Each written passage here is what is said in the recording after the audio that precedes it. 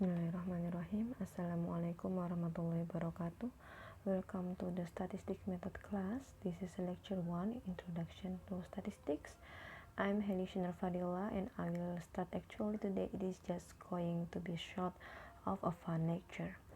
Okay, let me just say a little bit about the lecture contract. So our class info, lectures, homeworks, announcements, and if you have any question about our class, you can chat me via our Google Classroom. So this is our Google Classroom, and everything about the course materials to be there, and I try to make the Google Classroom basically the most accurate source of information. I will update the information about this class almost in real time. And now we have a course grading. So we have presents with 15%, homeworks with 20%, midterms exam with 30%, and final exams with 35%. And the homework tentatively we are going to be on Monday cycle. So the first homework I will give starting next Monday. And for presents, our university has regulation that you must have presents more than or equal 80%. So it means that you didn't get the presentation, you don't need to join the final exam. And let's go a little bit into the prerequisites for the class that actually important. So for this class, you may need Calculus 1 and Calculus 2. I hope there is no question about the lecture contract, but if you have any question, you can chat me via Google Classroom. And now let's move on to our main topic today. So today is, what is statistics? Statistics can be defined as the collection and interpretation of data. All around the world, we use statistics to measure and analyze variability. People have different height, weight, hair color, food preference, and so on. These things are all variable because they change among different individuals. There are two kinds of statistics. There is inferential statistics and there is descriptive statistics. Inferential statistics deals with taking a sample and analyzing that samples to make judgment or claims about a population. Descriptive statistics refers to getting data and talking about it. So when you hear a professor say something like the average midterm score was 65%, they are using descriptive statistics. And we often use things like histograms and graphs to help us summarize and explain descriptive statistics. The first part of the course deals with descriptive statistics, and the second part of the course deals with inferential statistics. In order to understand statistics, you will first have to know some basic definition. A population refers to the total amount of things. I say things because a population can refer to almost anything. This can refer to the total amount of people, cats, vehicles, houses, and so on. Now, sample refers to a small part of population that is used for study, and the total amount of things in a sample is called the sample size. In statistics, what we examine is a variable.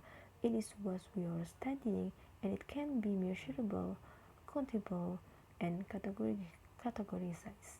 When we talk about how people can have different heights, weights, and hair color, these are variable. The variable represents a characteristics, and the difference individual when we measure a variable of data can from categorical data and quantitative data. Quantitative data refers to data that is measured in numbers. It deals with numbers that make sense to perform arithmetic calculations with, like calculating an average. Quantitative data comes from quantitative variables. Examples include height, weight, and midterm scores. On the other hand, categorical data refers to value that place things into different groups or categories. Categorical data comes from categorical variables. Examples include hair, color, type of cat, and letter grade. There are actually two types of categorical variable. There is categorical and ordinal and categorical and nominal. Something is said to be categorical and ordinal if there is a logical ordering to the values of the categorical variable. A good example of this would be letter grade. We can logically order the values of this categorical variable from high to low or from low to high. Now, something is set to categorical and nominal if there is no logical ordering to the values of a categorical variables. An example of this would be hair color. Depending on our sample, we could have people with red hair, blonde hair, brown hair, or even blue hair. Although we can arrange these values in alphabetical order, there is no logical ordering with respect to the actual values itself. There are also two types of quantitative variables. There is discrete and continuous. Discrete variables refer to the variable that can only be measured in certain numbers. An example of this is numbers of pets you own. You can own 0 pets, 1 pet, 2 pets, or even 30 pets, but it's impossible for us to own 2.7 pets. In contrast, continuous variables refer to variables that can take on any numerical value. An example of this would be weigh someone, and someone can weigh with 105 pounds or even 117.683 pounds. We can measure this variable in a decimal place as we want, which it was classified as a continuous variable. So to recap, a population refers to the total number of things, and a sample refers to a small part of the population that we examine and extract information from the total number of things in a sample is called a sample size. What we measure from each individual is the variable of interest. The way we measure these variables let us know if the variable is quantitative or categorical. For example, if her variable of interest was midterm score first mistakes, we would have quantitative data if we measure each individual test score. If instead we decide to place people into categories based on letter grade, then we would be working with categorical data.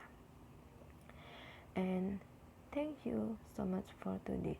See you next week. Assalamualaikum warahmatullahi wabarakatuh.